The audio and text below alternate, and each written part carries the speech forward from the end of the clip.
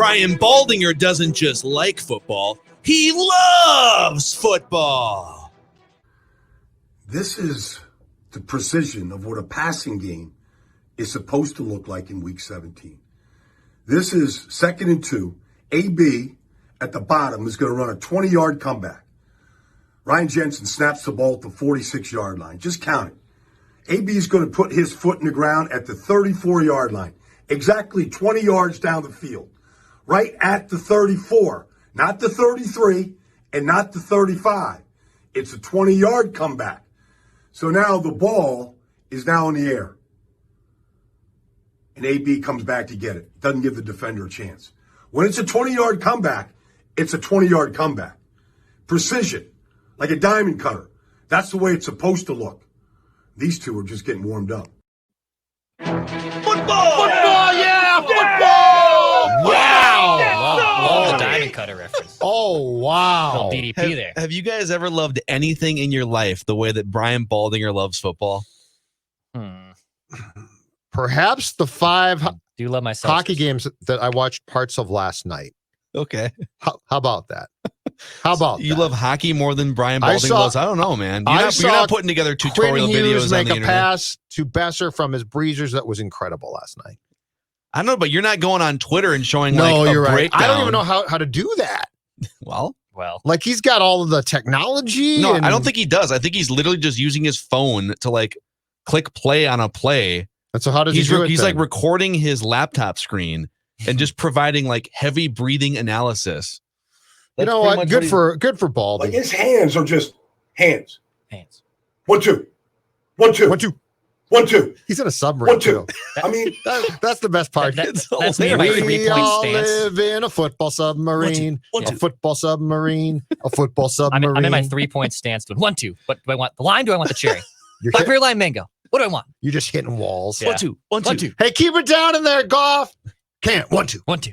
So this is Purple Daily. 3, 4. I'm Phil Mackey, Judd Zolgad, Declan Goff producing, and every Tuesday and Thursday, and we're going to do this until we've completely fixed this franchise. But we are rolling out the How to Fix the Vikings We'll series. still be going in July. Yeah, I don't know. Well, listen, some people would say we're too negative on this show, Judd. So I don't know. Maybe you should be a little bit more positive. I would say we are realists. We don't blow smoke, and we're not just going to put a sunshiny spin on a 7-9 season when the mission of this show, as stated, is we would like to see the Vikings win a Super Bowl before we die. Nice. You can't win a Super Bowl doing some of the things the Vikings have been doing as a franchise. And so How to Fix the Vikings helps get the team a little bit closer to those goals. And so what I would love to do with you guys today is let's play the roster audit game. And let's just kind of go line by line, look at some of the bigger contracts, look at the starting lineup up and down, like the projected starting lineup going into next season. Sure. See where the official holes are and also see where the Vikings can potentially save money. By the way, you found this. Pro Football Focus put out some of their position rankings. We can spend a minute on this and then get to the roster audit. Justin Jefferson was graded as the number 1 wide receiver in the NFL. Not just rookies. The number one number wide one. receiver in the NFL. That's absolutely remarkable. It's insane. Better than Devontae Adams, DeAndre Hopkins, like the best wide receiver in the NFL. And how does that land with you guys? incredible. And it also, I keep coming back to this. Imagine if the kid had been used consistently as much as he should have been, right? Yeah. Like those first 2 games, he was targeted in games 1 and 2 against the Packers and Titans 6 times. Like, let's take that up to 12 times. So 6 per game, which is not incredible. It's just fine. But if you look at how statistically he did, how he graded out, and now let's extrapolate it to say that the Vikings still use Cook quite a bit, but not as much, right? Yeah. And they trust Kirk more. Okay. Go down this path. What are his statistics? It's yeah. What's his production then? Like he it's put up, incredible. This dude put up so that he had dozens fewer touches than I want to say he had like 40 fewer touches than the top wide receivers in the NFL. And this dude still put up 1,400 yards. He caught 88 passes. Do you guys so Pro Football Focus graded him as the best wide receiver, and who are we to like they do in-depth analysis on every snap throughout the entire season. Do you guys think Justin Jefferson is the best wide receiver in the NFL right now? Right now, I do not. No. Because that's what they're saying. Right. And I don't. I would put Devontae Adams above him right now. What about Diggs? I would put Diggs above him right now. I would be very tempted to put DeAndre Hopkins, who I still think is a marvelous player, above him right now. So do I think that there's a case to be made that right now Justin Jefferson is top 5? Absolutely. It's probably debatable, but I think that there is a case to debate that. Do I think that he is right now, as we conclude the regular season for 2020, the best wide receiver in the game? Not yet. It's very possible, but not yet. Yeah, Stephon, it's hard to deny. We've seen Stephon Diggs up close and personal for years. And I think all of us even said, boy, if that guy ever was featured in the way that Antonio Brown is featured, I remember saying that on one of our shows, like you and I are both kind of agreeing, boy, if they featured him like the Steelers feature Antonio Brown, he'd probably be the best wide receiver in the NFL. And sure enough, he leads the NFL with catches and receiving yards. So I put him for sure. DeAndre Hopkins is so ridiculous. Yeah, he's above him right now. He's in his prime. I don't know that I would put Devontae Adams above Justin Jefferson. And I know that some people are going to say it's crazy. I would right now. But you guys keep in mind, like, he's got Aaron Rodgers, and their play calling is designed to get Devontae Adams the ball more regularly. But he's got all of the defensive focus on him. True. I mean, the depth. That's a fair point. The depth in receivers in the Packers is embarrassing. Yeah. Stella and Judd and Declan could be wide receivers in Green Bay. Stella's actually pretty good.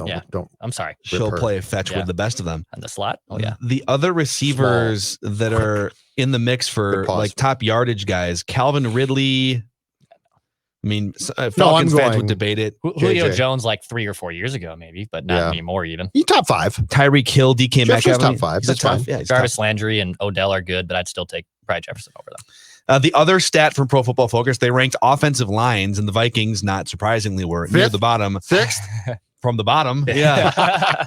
They were 26th in the NFL. I believe they graded out like 27th or 28th in pass protection. Yeah, which is what matters to me. And that's been the case for the 7 years of Mike Zimmer. They've never finished top half of the league in PFF pass blocking grade. Basically, like Tony Sprono passed away tragically a few years back, and it feels like the offensive line has never even like gotten back to the level that it was at. So that's a glaring point. Let's go through the roster. Let's play the audit game here, boys. I want to first start by going through just the offensive and defensive starters, just like fly through them and just, I want your answer to be, should this person for sure be replaced going into 2021? Okay. Kirk Cousins. No. And yeah, this is like, should they obviously be replaced? No. And the answer is no. No. Yeah. Dalvin Cook. No. CJ Ham. I love me some CJ Ham. He's fine. No. Good player, right? Yeah. Justin Jefferson? No. Adam Thielen? No. Kyle Rudolph was a starting tight end. Yes. So yes, right? Goodbye. So Rudy. And we'll go through the salaries here too later. Brian O'Neill? No. Good on him. Riley Reif. Restructure. So if the answer is he insists on playing for what he's making right now, then the answer has to be yes, in my opinion.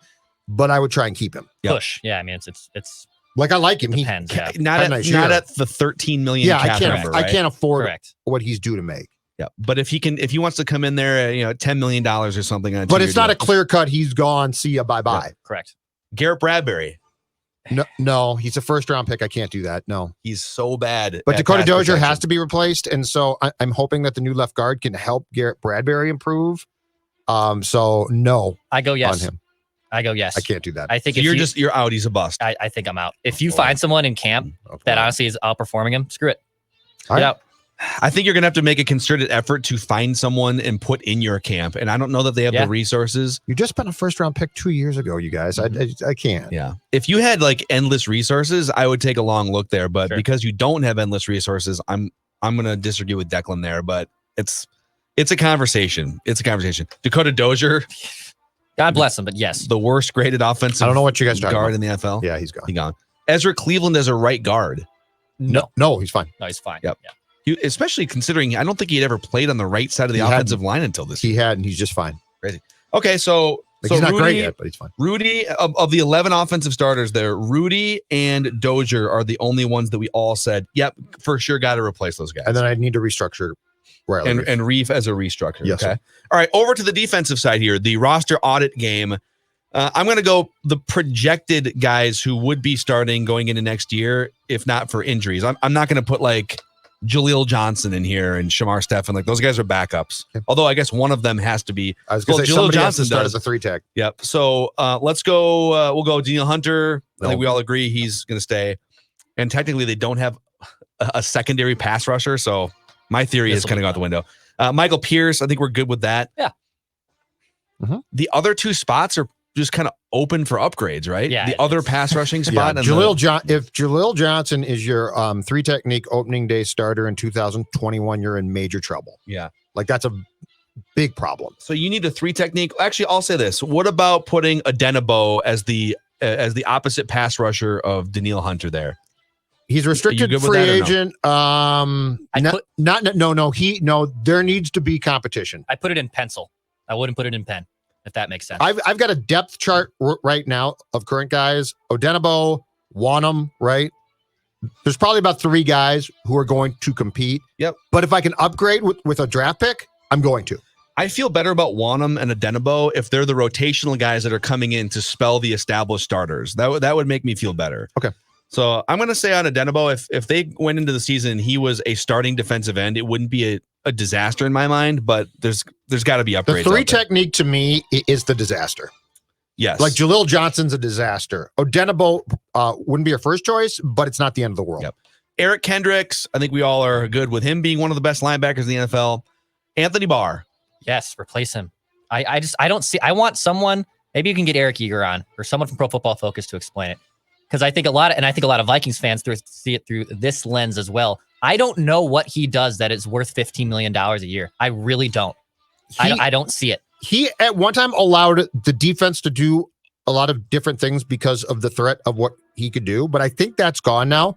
But yes, I would like to get someone who's studied more of Barr, because I see this from both sides, which is one, he's coming back, he's fine. My thought process is really, so personally, I'm going to take the hit on the dead cash that you take when you let him go to free up some cap room as well, Phil. So in my world, I move on, and I do too. And I consider one of the Vikings' probably biggest blunders in the last 4 years or so, or 5 years, among them to be the decision not to allow him just to go to the Jets and say, you left, that's fine, but you're not coming back here. Yeah. By the way, dead money versus cap savings for Anthony Barr cut pre-June 1 is 7.8 in dead, 7.2 in savings. So let's include that in this exercise. So if you say bye to Anthony Barr, you're saving $7 million to the cap. You still have to eat a lot, like Declan just said. But and if I'm reading that wrong, let me know. But you're saving $7.2 Correct. million to the cap. Yep. And eating almost $8 million.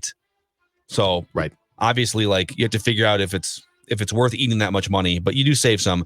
Kyle Rudolph would save you $5 million to the cap, and Reef is actually $14 million to the cap next year. That's too much. Let's say you get that down to 10. That's about what like the average left tackles in the NFL make, about 10. So let's just say if we restructure Reef, you're saving $4 million to the cap for next year, something like that. Okay. I'm sure there's more wizardry that Rob Brzezinski would do here, but let's keep that tally as we go through here. All right, back to the starters, the projected starters. Cam Dantzler, Jeff Gladney, they're back. do they need to be replaced in your mind? No. Nope. Like they both showed out to some extent. You know, they have a leash here, but I think they were fine. Cam Dantzler was really good in the second half The of the nickel year. corner is a must, though, and I don't know if that's going to be if Mike Hughes is going to try and come back from the neck. That's a big concern to me, because that guy essentially starts. So Mike plays 60% of the snaps, I think. Mike Hughes, you would save $1.1 million to the cap. You'd have to eat 1.9 in dead. I'd prefer to get him back healthy, but my question is, can he be? Yeah. Best case scenario is like he comes back healthy and he doesn't make very much money and he's good, right? Yeah, and then he walks probably, but yes, he's good for you. I think I'd let him walk too. I wouldn't bite the apple and give him a big term deal. No, neck problems just scare me in football. You'd probably have to, if you're going to roll with those three, you'd probably have to bring in some sort of like league average veteran guy to come in and just be a backup. Well, actually, you don't have to because the Vikings proved us wrong on that, but that would be nice. Right. Okay, Harrison Smith, and I'll give you his cap number here too. Harrison Smith as the fourth highest paid player on the team. They got to find a restructure here because I don't think he's actually guaranteed any money next year. Yes. So he's going to want a new deal, but it's a $10 million cap hit for him. I bring him back restructured for sure. Mm-hmm. So a little bit less there for him. Yeah. Okay. But I restructure him, probably extend him for 2 years, 3 years, and give him some guaranteed cash. So let's say they save $2 million or something per year on him. And then Anthony Harris doesn't count toward next year's cap because he's not technically on the roster. He's a free agent. They could franchise him again if they wanted to. Yeah. But Anthony Harris, I believe, was like $11 million last year. 11.3, I think it was, yes. One of the highest paid safeties in the NFL. That's a lot of savings. Replace him or no? Oh, yes. Oh, okay. Yeah. I agree. Yeah. Just get a safety. I think that's very easy to find, too. So defensively, offense, we said 9 guys we're good with. Well, 8 guys we're good with in terms of their salary. Rudy gone. Dozier just moved to a backup position, and then Reef restructured. Yep. Defensively, we're saying they need a new 3 technique. They probably need a new starting defensive end opposite Daniil Hunter. Move Adenabo to like a third down role. Anthony Barr, we're saying eat the dead money and save the 7. Yep. Anthony Harris, we're saying goodbye to. And then Harrison Smith, we're saying restructure that deal, get him a 3-year contract or something, and kick some money down the road. Yep. So I'm saying save a couple $1 million. So that's a lot of holes on defense and things to figure out. So if Barr's gone, do you guys bring back Wilson then as the I try to linebacker because he's going to get paid by somebody. I'll give you some salary cap math here in just a second, but I want to finish out with special teams and throw Dan Bailey at you guys. Dan Bailey. Oh, he just bounced off the wall. He was wide left of the wall. He was wide. Dan Bailey, if you cut, he's got an extension, $2.1 million in dead money. But if you cut him pre-June 1st, you do save $1.7 million. So you'd have to eat a little bit. But I'm so conflicted here because he's not very good. He's not very good, but Mike's ability to tolerate kickers is so small that I still have to go out and get a veteran because I am not going down the draft pick path ever again with Zim as my coach. So I'm conflicted here. I probably, based on how bad Bailey was at the end of the season, I probably do move on, but I just try and I've got to replace him with a veteran. Yeah. Like I can't do this. Hey, we got big leg SEC kid. And Mike's like, bleep you.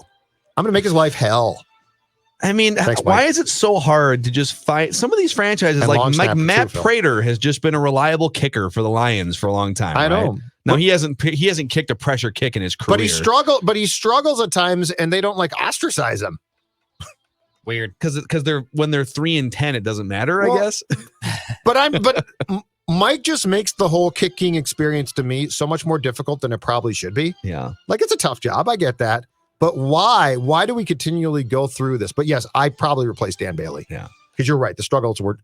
I looked at too. So I'm gonna add Dan Bailey to this list. So $1.7 million. Now keep in mind the more guys that you get rid of, like all right, we're saying bye to now Rudolph is easy because you got 2 tight ends that can fill in.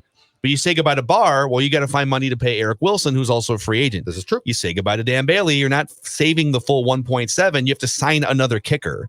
So there is that. So here's the math game for you guys, okay? Mm-hmm. The Vikings, if we make these moves, buy Rudolph, goodbye to Riley Reif's current contract. Let's say I'm just estimating you can save $4 million a year on a restructure. Anthony Barr, you eat some of that money, but you save the 7. And Harrison Smith, you restructure. My math says your cap number going into next year in money that you're owing the roster would be $170 million. Okay. Yeah. $170 million. Yeah. This year's cap was $198 million. Yep. We don't know what it's going to be for next year. It can't go lower than 175. They agreed on that. But the reports are that it probably lands in the 195 range. Yep. So if it lands in the 195 range, you've got $25 million to bring back Eric Wilson, to find a safety, and you can draft some of these too. Yes. Exactly. To find a 3 technique, a left guard, that's not a lot of money. You got a first round pick and $25 million to find starting players at some of those positions. Ugh. How do you feel? Well, I don't feel good about my defensive personnel just flat out. I just don't. Yeah. I think the two most important positions, Phil, that you broached there in going through the list to me are very easy to identify. If Hunter comes back, I've got a guy that can switch sides and pressure QBs. So the two most important positions to me, left guard, where you have to upgrade. Yes. Again, it doesn't have to be a Pro Bowl player, but you have to upgrade. Those free agents, the top free agent guards, they're going to get paid. Are probably going to get like $15 or $16 million a year. I can't afford that's that. over half the money that you. I'm spending that, by the way. But I need a competent player there. And then the position on defense that's most important to me, the 3-tech. The 3-tech, because the heartbeat of what Zimmer wants to do defensively starts interior defensive line. And that makes everyone behind me better. So the two places where I have to upgrade, like there's no choice here, are left guard, defensive tackle / 3 technique. Yeah. How do you feel, Dex? So you got about $25 million in cap room. Yep. You've got a first round pick, but no second round pick, and you need a left guard for sure. You're going to need another safety. You're going to need a 3 technique and maybe a kicker and some other things too. So what I'm doing here, if I have $25 million in space, I'm putting $15 million of that towards Joe Thuney. I'm just gonna use it for this. By the way, is it exercise, Thuney or Tooney? Some people are saying it's one of those names that you just read on paper all the time. Well, if there's the BYU kid, the Patriots guard, can I call him that? The We'll Patriots guard. Call him Joe. Let's call him Joe. Yeah, Joe. Joe T. Thank God. Joey T is what I call him. Joey T. Joey T. I give $15 million to my main man, Joey T. That leaves me with $10 million left plus draft assets. Yep. I think I can figure out the rest of my roster that way.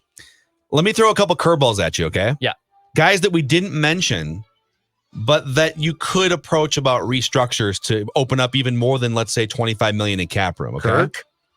Let's start there. Start with You Kirk. could start with Kirk. Kirk, because the discussion on this show has largely been, all right, I love this just discussion. move on to a younger quarterback that only costs $5 million, out of the draft or something. So Kirk Cousins' cap number is $31 million. It goes from 21 to 31, which is too for high. 2021. Which is too high. You're right about his this. cap number for 2022. And by the way, his 2022 contract kicks in, I believe, like sometime in March or something. Like if he's on the roster this March, that's then correct. his following year contract kicks in. His cap number for 2022 is $45 million. That's bonkers. But all right. and maybe I'm missing the math here, but then the dead money though is only 10 and the savings is 35. That's what after this year. In 2022. After this year. Right, but Phil's point is if he is on the roster, I think like the third day of the league year this March, I think that 2022 becomes guaranteed. Got it. So you're screwed. So his agent negotiated it's genius. it's like 2-year chunks basically. He basically went into TCO Performance Center with a gun and said, "Give me all your money." And the Vikings are like, "We just need cap room for 2020. Here's all our money." And it's a great deal for Cousins. So you basically have to make a decision before March and say, we're either getting rid of him now via trade, correct, or we're kind of married to him for 2 more years. I mean, there's a little bit of a middle ground there somewhere. But you're right. If you decide that the marriage is going to continue, you should almost restructure you have again. to restructure now. Yeah, no. I think you're right. And then you're adding like a third year. And $41 million? You can't absorb that. By the way, he'll be 34 years old in 2022. So you're kind of at a point where, are you going to put a ring on it officially with Kirk or not? Are you going to get into his age 35 season? Basically. So would you consider that? Would you consider if you're going to keep him to help you this year? To help you this year, would you look to lower that cap? If you are going to now, personally, I'd probably trade him or try to. But yes, if you're going to keep him, and I'm assuming that they are going to keep Kirk Cousins, yes, you have to. Man, you can't absorb. I mean, 31 and 41, Phil. You can't go down that path. But then we're back down to the same dilemma we're going to be a year from now. I disagree. I'm with Declan on this one. I can't do it. You got to let it ride with Kirk. Just like Kirk. Listen, man, we're going to figure this out at the end of your contract. Then we will decide. Okay. I'm sorry. All right. You can't keep doing this. I agree with the premise of what both of you are telling me, but let me tell you the conversation. So last year, Cousins reps come in. They got basically masks on and a big bag. And they go up to Rick and Rob and say, give me all your cash. This is a heist. This year, the conversation changes. You call in Kirk's reps and you say, gentlemen, and you call in Kirk. And Kirk, I want to talk about something. And they're like, what? Oh, man, restructure. And you're like, yeah. An extension? You're like, no. A straight restructure. And they're like, well, oh, no, a year ago we did this. And then you say one thing. Okay, cool. Dakota, come in. And You're going to blackmail him. And you tell these buffoons that Dakota Dozier will be starting at left guard for the remainder of Cousins' time in Minnesota unless you get what you want this time. And Dakota's just sitting over Send there in Dakota. eating a bag of chips or exactly what? right. And he's like, football's awesome, right, Kirk? Right, Kirky McKirkerson? All right, here's another one. A guy who has no guaranteed money left on his contract, Adam Thielen. Oh, God. So Adam Thielen's cap number going into next year interesting. is $13.5 million. Yeah. You could actually, if you cut Adam Thielen right now, you'd save $8 million to the salary cap and you'd have $5 million in dead money. So you could say, listen, Adam, we signed you to sort of a fake long-term contract 2 years ago that only had like 2 years of guaranteed money. Brzezinski did you again. Yep. So we would love to give you more guaranteed money for 2021 and 22, but we got to bring that cap number down from 13 down to like 10. So you'd no longer be among the highest paid receivers in the NFL. And if not, they could literally say, you're cut. Yeah, no guaranteed money. You're cut. So would you approach Adam? You could probably say, absolutely. I would approach him before I would approach Kirk, but you could potentially save like $10 million to the cap if you approach Kirk. Absolutely. Absolutely. Absolutely. So that's worth the conversation. So basically, it sounds like from what we're going through here, Smith and Thielen would actively try and redo their contracts, correct? Because it's good to have some type of guaranteed cash. So they'll basically both show up on your doorstep if you're the Vikings at some point in time. Guarantee me. Say, let's do a 2-year extension or something. Guarantee me 12 million or something. Okay, interesting. And then this is probably a no-brainer, but if you cut Shamar Stephen, it's $3.7 million. Okay, thanks. So probably do that. Shamar, right? it's been fun. Goodbye. Shamar, it's been fun. Yeah. See you later. Probably do that. So we may have just carved out, let's say with Thielen and Shamar Stephen there, and I don't know, maybe another tweak or two. We may have carved out an additional $10 million in cap space, giving the Vikings upwards of $35 million in cap space. Now we're talking. To spend on left guard, probably priority number one, Joy team. a 3 technique, maybe a safety, whatever else. I agree with you. I think the safety, if you can do it right, you could probably draft. But that's the thing about why I am even more convinced now after this conversation that this team is going to draft a 3-tech or defensive end. And you know what you have to plug do? that player in immediately if they can. The first few years of the Mike Zimmer era, most of the resources, draft and free agency, the Kirk Cousins signing kind of sways it, and the Justin Jefferson draft pick. So they've definitely hit on some offensive resources, but it feels like largely it's been defensive-minded head coach, and we're going to pour resources into the defense too to sort of double down on defense. And I think my strategy going forward would be more defensive-minded head coach. We're going to just expect with fewer resources on that side of the ball that you just have to work some magic because we need to load up and protect Kirk and get the ball to Justin Jefferson. So like if there's a pie chart of how where this free agency money goes, Joe T, the guard, is going to get more than a 3 technique if you're building but this. Zimmer in the right now way. is going to just say, damn it, Rick, I can't work miracles here. And you saw that if I don't have the personnel that I need. And so I guess my question is, where does that conversation land? Because Zim is going to say, from the day that you hired me and I walked in this door here, it was for defense and we were defense. And now you want to spend on offense. The other problem with Mike is in Mike's world, I think he is going to make a case for, and I solved the problem too. We just run the ball. We just run the damn ball. Yeah. Seriously. Yeah. So I don't know if it's going to work where because your point's a good point, and I like it personally, but I bet there's going to be some differing views and potential dissension about the actual execution of that. Don't you? Yeah, absolutely. But the Kirk thing, can you really, in good conscience, have a guy in 2 years who's $41 million against the cap? I mean, you might be screwed and have to, but I think it's 45 actually. Oh, my and God. No, you can't. Like, now, Pat Mahomes at some point might sure. have that, but you can't if you're the Vikes. So if the Vikes just proceed forward the next 2 years and do nothing to Kirk Cousins' contract, yes, they're basically going into 2022 with him eating up 20 to 25% of the salary cap and saying, we're doing this because we have to. Or you're going to find some way to restructure so that 2023 you can cut him easier. Good that year. When your quarterback makes that much money? Not and your QB's good, but he's certainly not great. Yeah. But we'll see. We'll see what they do. There's a lot. I mean, and now that they're without George Payton, who just signed on to be the Broncos general manager, they're shorthanded in that front office as they're trying to figure out all of these plans. So it'll be a really interesting 2-month stretch. Pressure's going to be on Rick and Mike. Yes, indeed. I think that's the trick, though. Can you get to 30 million? Like 30 million is your magic number. Can you get to that in cap space? Yeah, because that can get you at least one really good, like big time player. Yep, and then some other little supplementary pieces here and there. So, all right, that's a wrap on today's episode. Send in Dakota Dozier. Hey, Kirk, you were called Dakota, right? Let me see what his. You remember Dakota Dozier, don't you? Because he's going to be protecting your blind side from the left guard spot for a long time if you don't do exactly what we tell you to do. What does Dozier make? Let's see what his number is. It's got to be below $1 million. Got to be peanuts. Yeah. $14.25.